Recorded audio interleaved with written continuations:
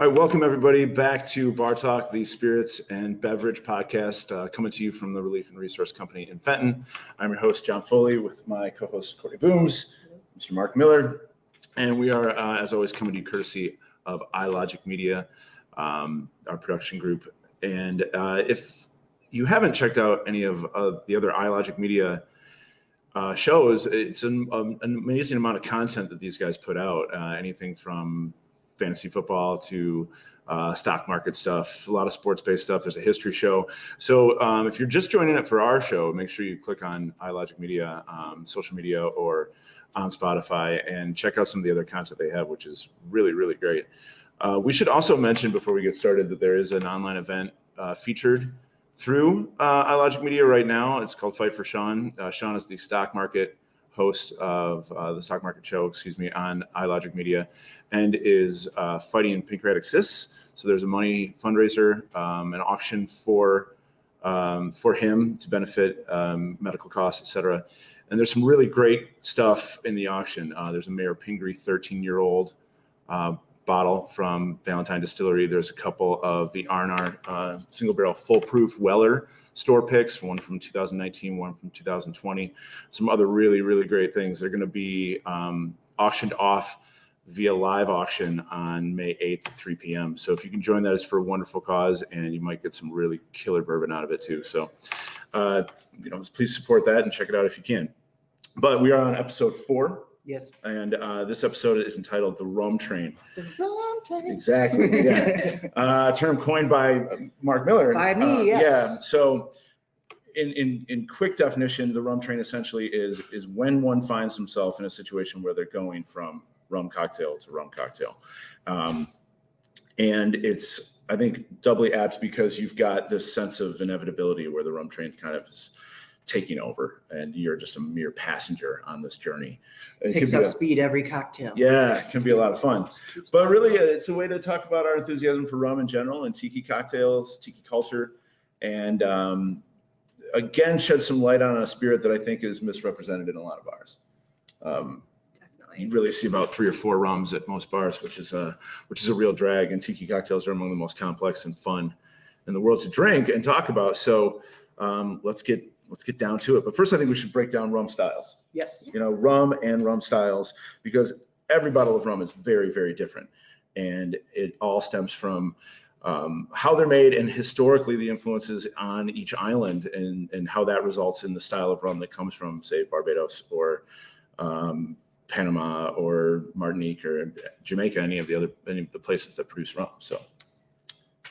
True enough. Yeah. Every island has its own rules regarding distilling, bottling, finishing, and so there's like a huge variety. So the kind of short end of classifying each rum would to say English style rum, Spanish style rum, and French style rum. And those 3 classifications are coming from colonial influence of Caribbean islands, which is where we're focusing. There's also world rums, you might call them, from say like the Philippines or something like that.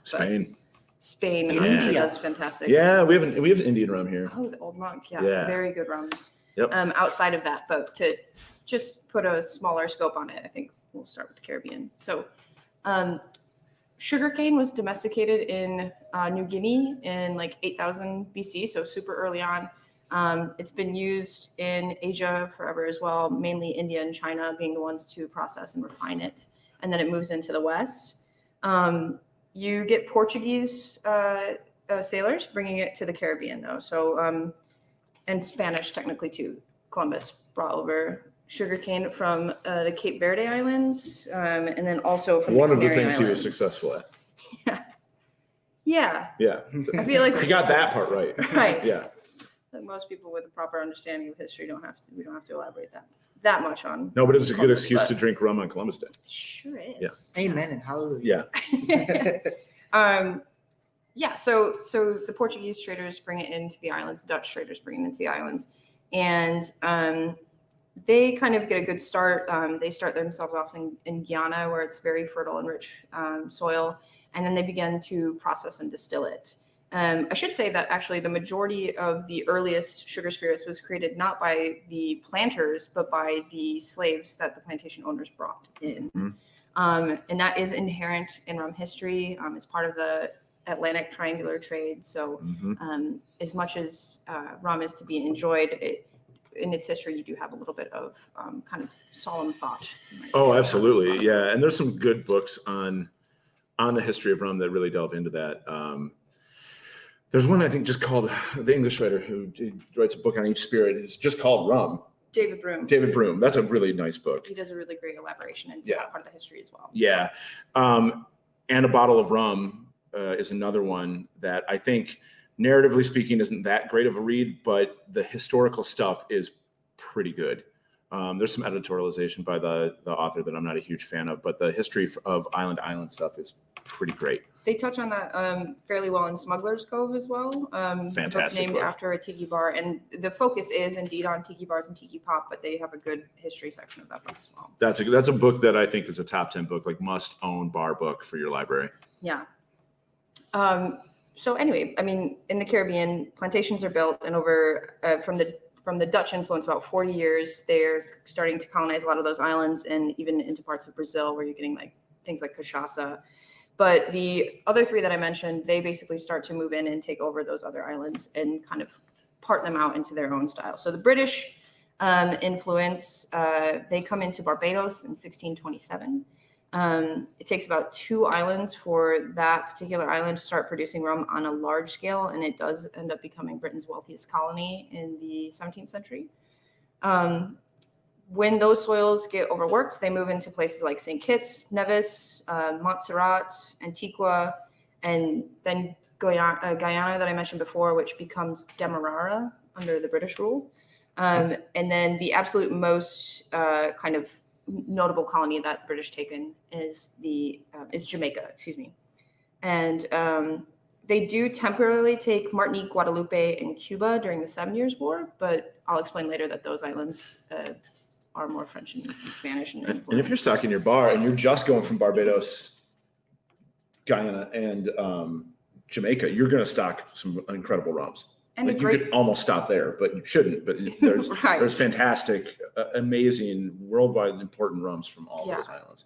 Yeah, and English style rums are primarily made from molasses, so they get a lot of that like dark, bold, spiced or aromatic flavors to them. Yeah. But you still get a wide range between each of those islands because sugarcane is, of course, a grass, which means that the terroir or the like natural resources that influence the way that it's grown can vary from island to island by huge jumps and leaps. Yeah, I mean, Jamaican and Barbados rums are almost. It's a very different comparison. It's like a very syrupy sweet almost versus like a funky spicy. Yeah. And it's like Guyana or Demerara versus Jamaica. And indeed, those Jamaican rums, they are distinct for those funky flavors and profiles. They get a lot of like overripe banana, woodiness, spiciness. It comes from the way that they're making it, and it's typically pot stilled, which is like the slower, older version. It's going to bring like less of that like what do I want to say? Not as clean maybe as if you were going to charcoal filter it, or even the column stills a lot faster. So that was the reason they moved anyway and started doing that, was to get rid of supposed impurities, but you also can lose flavor. Exactly. Yeah, because in pot stills you get more of, congeners? Congeners. Yeah. It's the alcohols, ethyls, ethers, those things that are actually bringing the flavor from either the fermentation process or post in the barrel. If they end up being barrel finished. Which can add a great deal of character. Yeah, huge Absolutely, amount. Yeah. Examples of British style rum are Hamilton, Smith and Cross, Ray and Nephew, Mount Gay, Dr. Bird Dr. is Jamaican but finished in Michigan. Appleton, Eldorado. Lemon Heart. Yeah. And anyone who is aware of rum to any degree should probably know that it has a huge root in the British Navy as well. Very strong relationship. The British Navy turned to drinking daily drams of rum. The tots. Of course, the Great British Tots. Yeah. It's 1739, Vice Admiral Sorry. Edward You like that word? Vernon. Tots just made me think Tots? of Napoleon Dynamite when he's got the tots in his pocket. Sorry, continue. But you could have tots Just with your Navy tots. sailors. You could have tots with your sneaking tots. You could have sweet tots with your tots. potatoes. Yeah, so if you've had too many tots, you just warm up some tots. Pop them in the oven. You'll have a snack. Pop in the air fryer that you got on your navel. Sure. Why not? Why not? Vice Admiral Edward Vernon, while also possibly recommending potatoes fried, also just Absolutely. said he wanted everyone to have a restorative daily allowance of a half pint every day to be mixed with a portion of a quart of water, a half pint of rum, already mentioned, and in 2 servings a day, adding fresh lime juice to fight scurvy and sugar to make it palatable. So the dude invented the daiquiri. He technically kind of invented the daiquiri. Yeah, this would have been pre the kind of Cuban craze of cocktails where the daiquiri kind of forms its biggest stem. Which is absolutely a top 5 most important cocktails historically ever. Yep. 100%. Ever. Yeah. The naval tradition unfortunately ended on July 31st, 1970, after 230 years of celebrating daily rum rations. Daily rum rations. Daily rum rations. And those guys were pissed. Not only were they pissed, they were pissed. Yeah. It's a hard thing to recover from. There's a lot of retired naval clubs that will still actually collect with each other. Probably not right now, but used to in pubs, on that day. In pubs on that day to celebrate. Well, not to celebrate, I guess, but to drink a tot. Anyway. In remembrance. Yes. So that kind of covers It's all black armbands, Right. Navy Grogs. Oh, Jenny boy. Yeah, exactly. My rum. Good for them. So that covers a good part of the British influence. So the French settled Martinique in 1635, so a little ways later. They formulate the rum style known as rum agricole. The gentleman, if you want to look him up, is Pierre Jean-Baptiste Labat. He's got a very interesting, weird history, so I won't delve into that right now, but you should look him up if you'd like to. They started with rum agricole, and they started with other rums kind of more similar to, say, the British style of rum that I was describing. But a huge amount of things kind of happen in their regions of the island. So there's the 7 Years' War, which I mentioned before. There's also Napoleonic backlash, a lot of civil unrest, and then just en masse flight away from those islands of any of the white colonists that were there. So the production goes down a little bit, but later on, especially during the outbreak of the ogium mold and phylloxera, which we mentioned on at least the second podcast, possibly the third podcast as well, it devastates the wine and brandy production. And so alongside whiskey, French drinkers start looking for rum. And in that time, Martinique becomes a top exporter, exporting, over 6 million gallons of rum. Over the course of just a few years. It's a massive amount of rum. It's a huge amount of rum. Another thing that happens where they kind of lose production in the French islands for a while is in 1902, Mount Pelée erupts and actually destroys Saint Pierre, which is the capital of Martinique. And so that industry goes into retreat, and you get these very small amounts of distilleries in comparison who just specialize so distinctly on rum agricole that it is now the definition of French style rum. You will also find on rum agricole bottles specifically, the alternate spelling of rum, RHUM. I was just about to say that. Oh, I stole it. Yeah. So It's yeah, not if you're to like a confuse novice you. going into like a liquor store and you Yeah. want to try and search out rum agricole, you can tell it immediately Yeah. by that. Exactly. RHUM. And then there's the Spanish spelling, which is Ron. Ron. Yeah. Ron, yeah. Yeah, and specifically with agricole, you're looking at Martinique and Haiti. Yes. Yeah. So rum JM, rum Clement, and rum Barbacoa from Haiti, which is really affordable, really funky, cool, budget Haitian rum. Yeah, it's delicious. It's made from sugarcane juice. So by doing that, like the fresh pressed juice instead of the sugar itself or the molasses itself, you get a lot more of those herbal qualities. That rum can often come out drier, less sweet than you'd expect. Very intense terroir flavors, and you'll get sometimes citrus, sometimes chamomile. Some have like a slightly sweetgrass flavor, and they are perfect for the tea punch. Which Absolutely. is a very That's classic cocktail. Which is a great drink. We should also mention that some of the rum agricoles that are represented in Michigan, specifically Clement and JM, are in danger of being pulled from the Michigan market because they're not necessarily performing as well, as people don't really know what they are. Agricole is an unfamiliar product to a lot of people. So if you see these bottles, seek them out and buy them, because we want the stuff to stick around. And the only way that is done is if there's support from the market. So if you've never tried them, go out and try them right now. One of our favorite people in the rum industry is Melissa Pinkerton, who represents these products to the state of Michigan. And she reached out. We actually bought some extra stuff. So come on in and try it. or go somewhere and try them. They're unlike any rums that you've ever tasted. Yeah. But Just the JM 110 proof white rum is the gnarliest thing you'll drink. It's delicious, but it's super weird. Super gnarly in funky. a good way. Yeah, exactly. Like most funky So, rums are. Yeah. Cheers, Melissa, if you ever listen to this or watch it. We're trying for you. This is a public service announcement. It is. Please Yeah. drink more rum. Thanks for coming to my TED Talk. Yeah. Why don't you talk about the tea punch though? The tea punch, yeah. It's a cool drink. I mean, it's so specific to region. Yeah, so it's originated on the island of Martinique, and it's a super simple cocktail, basically just rum agricole. Usually the sweetener is like pure cane syrup, and then just a little squeeze of like a lime coin in the bottom of it, to just add a little bit of citrus. Because you want as much pith as you do. Right, juice. yeah, Yeah. absolutely. If not more than. Stir it up, put it on ice. But the way that they do it in Martinique is actually pretty cool, because they'll bring all the ingredients tableside, like if you're eating at a restaurant or something. On a bar cart. On a bar cart, yeah. And they'll basically let you design your own tea punch, how you like to drink it, design it. And the French translation, which we've talked about before, is each prepares their own death, which is what they tell you as you're making the tea punch tableside. So. Which if you look at like the pageantry around drinking worldwide, that's one of my favorite ones. Super cool little absolutely factoid. Yeah. Cafe Bruleau's huge amount of pageantry, very cool to do tableside. And the tea punch specifically has to be rum agricole. Yes. It can't be made with any other kind of rum. You change it, you can't call it that really anymore. Yeah. And it comes from the French petit punch, which is, small punch basically. So, Single serving. Big fan of the Rum JM VO in the tea punch. Yeah.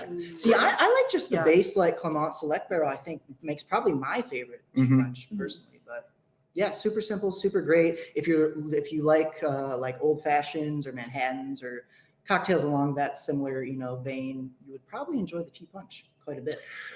Yeah, it's weird. It's like a deconstructed daiquiri that you make like an old fashioned. Yeah.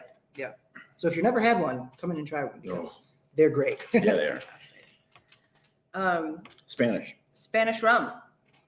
Spanish came into the Caribbean originally looking for precious metals instead of like space to grow agricultural products. So they take a very long gap in between what we see from the British rum and the French rums. It's like about 300 years actually. It wasn't until the British had captured Cuba for 11 months during that 7 Years' War that they actually bring in equipment to even distill rum. And the only reason why they keep it up is because when Spain takes it back, they just noticed how much money they were making from production and then export sales as well. Sugar equals money. For the whole entire context of this historical conversation. Incredibly true. Sugar is a huge. People follow sugar historically as well. Like, so where it's grown, you'll see a lot of people either invading that place to take the sugar or something. It's a much longer story than we have time for, though. So the Spanish influence is mainly in Cuba, and then Central and South America. You will also get it in like Puerto Rico as well.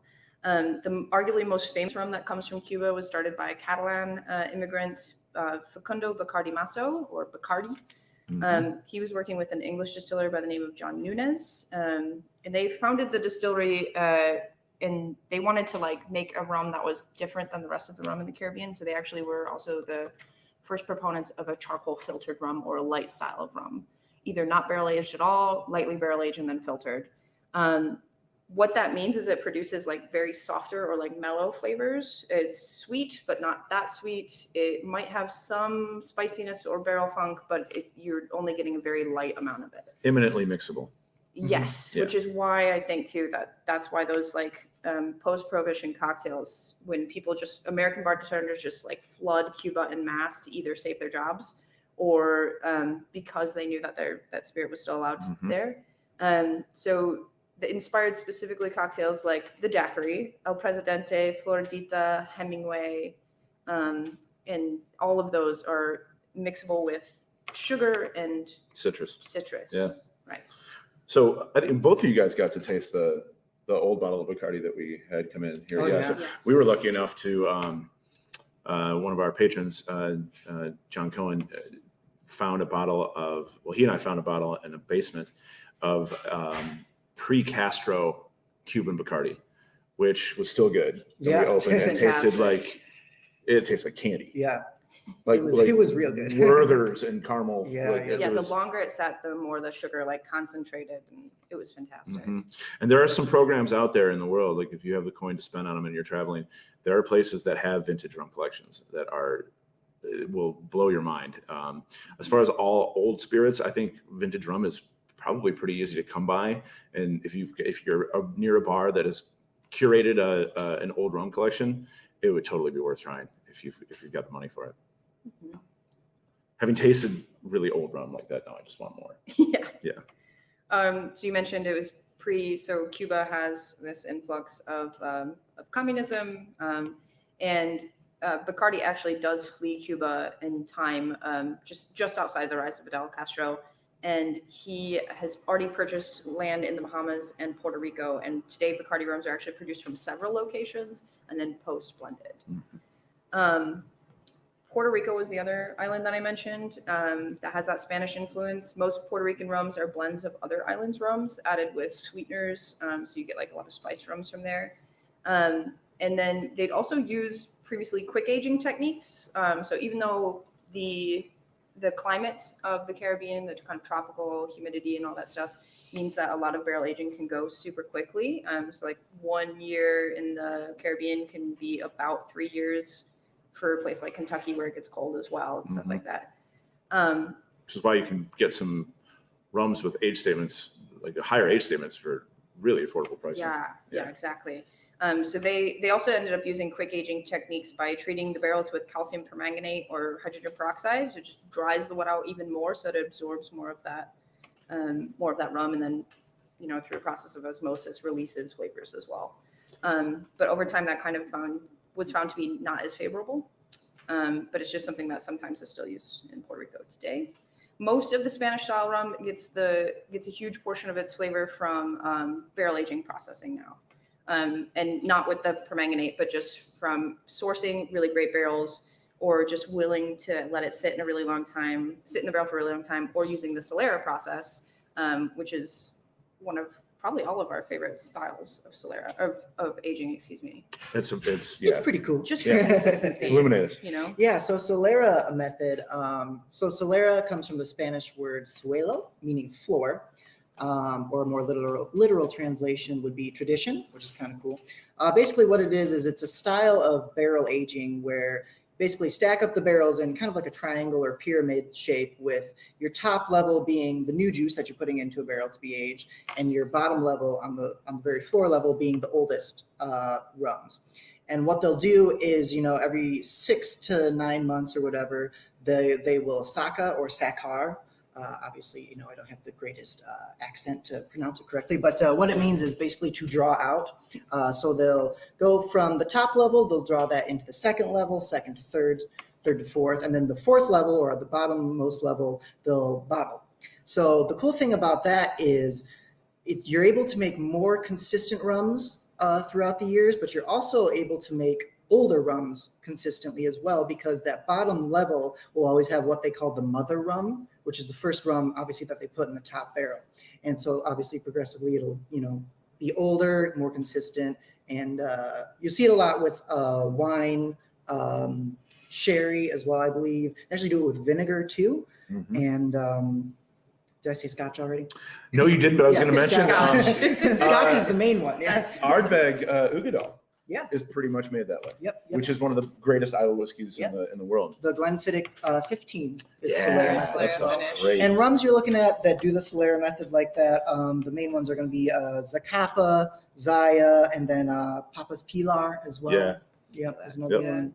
And something to note about the Solera method too is that if there is an age statement on the bottle, it's going to be the youngest liquid that's in there. Same with Scotch. Something that Solera, you can pretty much put that in the bank for anything with an age statement. Yep. So there could be, if it says it's a 23-year-old rum, there could be 40 to 50-year-old rum in that bottle as well, or 8-year-old rum, right. Because of that process, Solera process of blending the barrels all together. So that's Solera for you. That's Solera. Yeah. The more you know. And you mentioned too, the Spanish style rum lists the age that it's like the average age of the rum, or the youngest at a most in the barrel. French style rums are often labeled the way that cognac is, so it's not a specific numerical statement, but they might say, like you mentioned, Yes, VSOP, yeah, VO. VO, VSOP, Yeah, and then XO. English is they're always going to list the youngest rum on the blend as well. Just as a side note there, but Yeah. I don't know if I mentioned it, but Spanish style rum is typically column distilled. And because of the aging, they're often just really sweet, super smooth. I often treat them like I would whiskey. So I'll drink it neat or sometimes on ice. But it does not need a lot to be added to it. No, especially some of your older ones and your higher end ones like Ron Navazos, Ron Zacapa, Ron Abuelo. Yeah, even for the kind of 12-year, I mean, these are really, really beautiful rums to just sip on their own. Or basically, like even the Eldorado 8-year, you could sip by itself. I mean, they're 12 and 15 Eldorado British style, are fantastic. Yeah. But, even the 8-year, I think. But so we've talked a little bit about this, and you know from the distillation history that Courtney just gave us that you're producing rums that taste different and have different styles. So one of my favorite things about rum in general, especially in terms of cocktails, is that you don't have to use rum the same way you would use gin or whiskey in a cocktail. If I make an old fashioned or a Manhattan, I'm using one bourbon and one rye. If I'm making a martini, obviously I'm just using one gin. With rum, what you see, I think, unlike almost anything else, you see split bases. You see 2 or 3 or 4 rums layered into a cocktail so that they all play off of each other. And that is something that creates amazing complexity in a cocktail.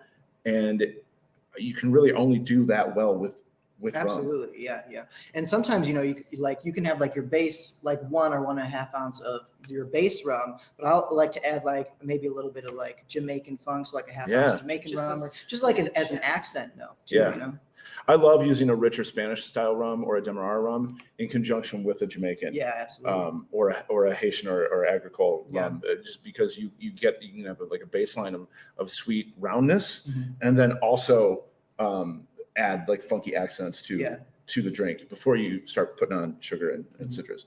And we kind of started doing this thing at R&R where we'll try to, like, one of us is sitting down after a shift having a drink. We'll be like, just make me like a slapping daiquiri. And so we'll like challenge each other to make, like the weirdest, funkiest daiquiri we can. And it's a fun time, honestly. It really is. And you can just get so many different flavors that play well with rum.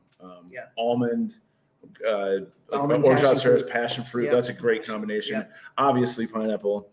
One that I found recently is cinnamon grenadine. They're friends. A little bit of ango in there. Yep. You can blend your citruses the same way that you blend your rums, and you can often find more like so if you don't want it quite as tart, throw some lemon in with your lime and maybe some grapefruit. I like to do the lime quarter-ounce grapefruit. Grapefruit is the one I like to pull myself. I love passion fruit pineapple together. So like pineapple cordial and passion fruit. I like pineapple straight up. Oh, and banana. We recently got a banana liqueur that has been really interesting to mix, especially with Jamaican rum, to highlight that overripe banana flavor that it has. It's also I'm sorry. No, go ahead. It's the basis of the fame for most of the people who know a lot about tiki clubs, tiki bars that got started off. So Trader Vic's, Don the Beachcomber, Con Tiki, all of those. That was the reason why they got to the fame and popularity that they got to, alongside the kitsch that was like all around and stuff too.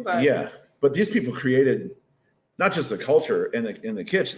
They created this methodology, these templates for building some of the most complex and original cocktails in the world.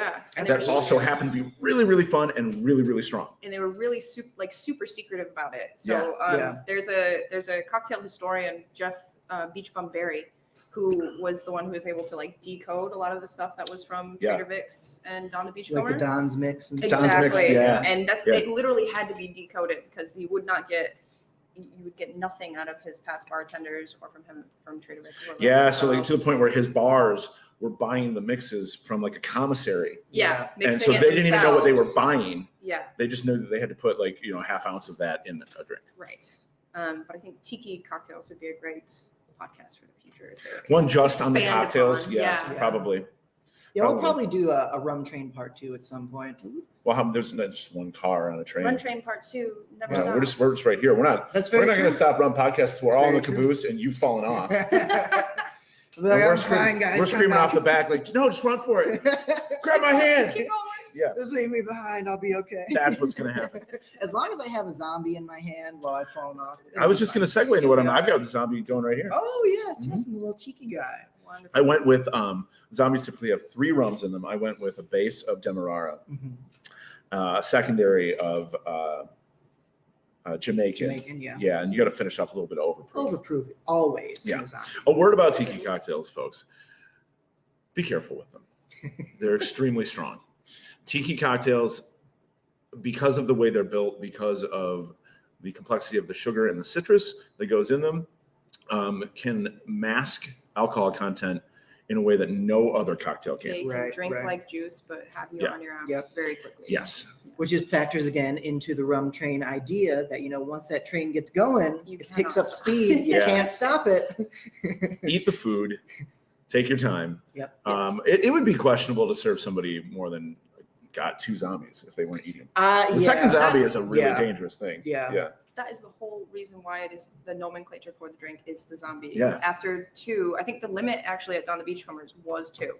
Yeah. You could not have more than that because you would be walking out like a zombie, half dead, arms up, eyes closed. Yep.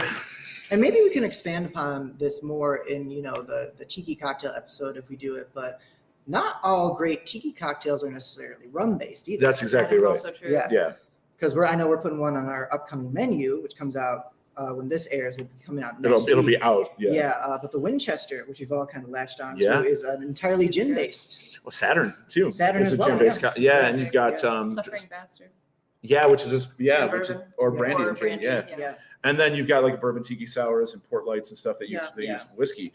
So think of tiki cocktails almost as like a philosophical idea on how to build a cocktail Mhm. that rum works traditionally great with, but then you can also use that template to do Absolutely. Yeah. other things with. Yep. Well, John's got a zombie. What do you have, Mark? So I am doing, for you all who are watching the video version of this, I'm doing a simple daiquiri. I like to do mine on a rock, but normally they're served up. I did mine with 1.5 ounces of Solera rum, actually. And then I did a little 1/2 ounce of Smith & Cross Overproof Jamaican rum, because why not? And then just your staples of lime, simple syrup, and a dash of Angostura bitters. That's the way.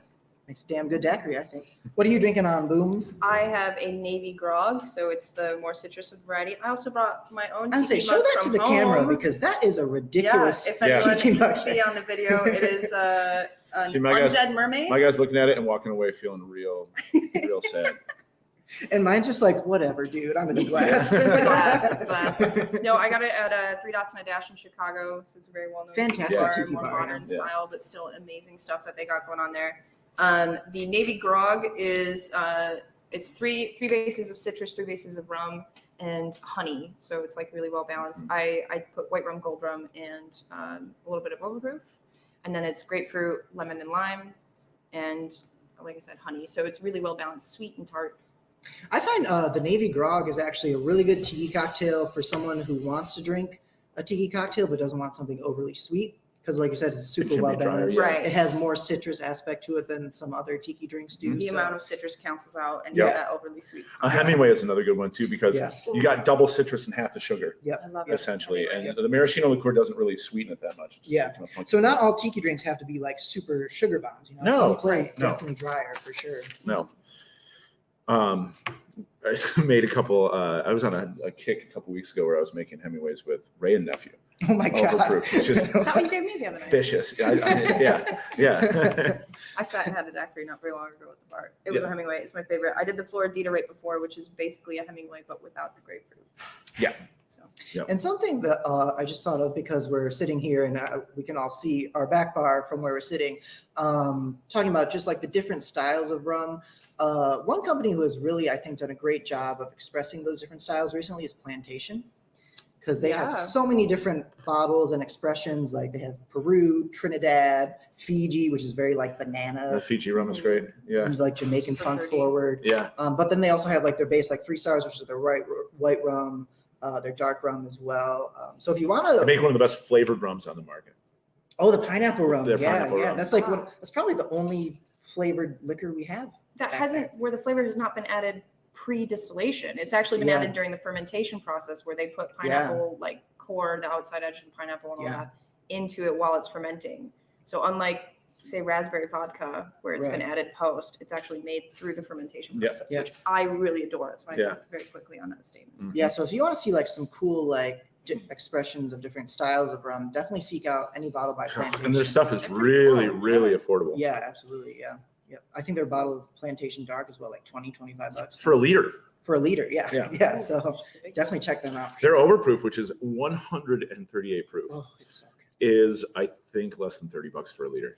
Yeah. Which God help you if you get too deep into that. Plantation OFTD Yeah. stands for Old Fashioned Traditional Dark technically, but we all call it something else Yes, that we we'll do. say off air if Yeah. you want to know. Yeah. But PM yeah, me for that. right. It's good stuff. Yeah, So it really throw is. that into a The- daiquiri. The distinction between rum, Navy rum, and overproof rum is only by 10% ABV, right? So it's Oh, like is it? 40 ABV for most rums as a standard, between 50 and 60 for Navy strength rum, and then between 60 and above, I guess I should For say, overproof. for overproof rum. Yeah. Yeah. Yeah.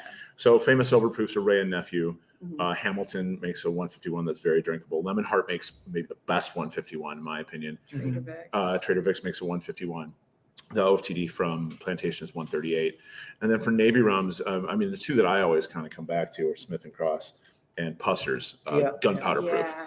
Man, a Pusser's daiquiri. Woo! It's one of my favorite ones. Put it back there. It's gonna be sweet, but delicious. It would be sweet, but yeah. Yeah. Yeah. I like to do like, I'll put like 3/4 of the base Pussers and then Mhm. like just kind of like Mellow it out. mellow it out with like some Appleton 8-year. Okay. And then that's I see that. that's the daiquiri for me. You know what a split of Smith and Cross and gunpowder daiquiri would be like? Punk rock. Yeah, it'd be great. That's what I'm doing next. It'd be absolutely great. And we should mention too that, like I said, when this airs within the coming weeks, we'll be opening up the Rum Alley at the Rum R&R. Alley. That's right. So in our patio used to be outside in our little tiki hut. We're taking that and kind of expanding on it in our alleyway seating that we had last year as well. Just give us some more It's going to be a space. real good time. We're going to be jamming tiki drinks. We're going to have slushy machines out there. Yeah. We're gonna have more shirts like this going Yeah, Rum, more on. t-shirts. rum and tacos for everybody. Rum and tacos for everyone. Yeah, it'll be a good time. So Happy Cinco Yeah. de Mayo coming Bring your up. smiles. Bring your dogs. Actually, great. do bring your dogs, please, because I will. yeah, adore Courtney them. will be out there. Will be like, Can I please, pet your dogs. dogs? bring the doges. Doge.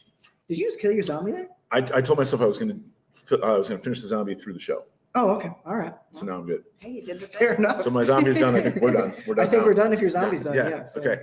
So thank you for joining us for the show. Rum is something we could probably fill an entire season's worth of episodes with. So we will be revisiting rum again from different angles, I'm sure. Our next one is going to be in and around Mother's Day, and That's right. Courtney's bringing a topic very close to her heart. It is whiskey and women, Yes, the ladies of the whiskey world. and there are so many more of us than you know. Yes, they're right behind you. dun, dun, dun, dun. All right. Cheers, everybody. Thank you very much. Yeah. Cheers, guys. Thanks.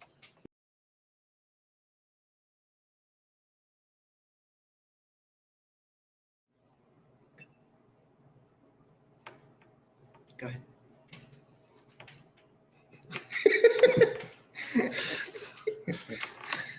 All right. Hold on. Shit.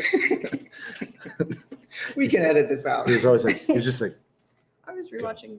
Good. I know, it's such a sneak. All right.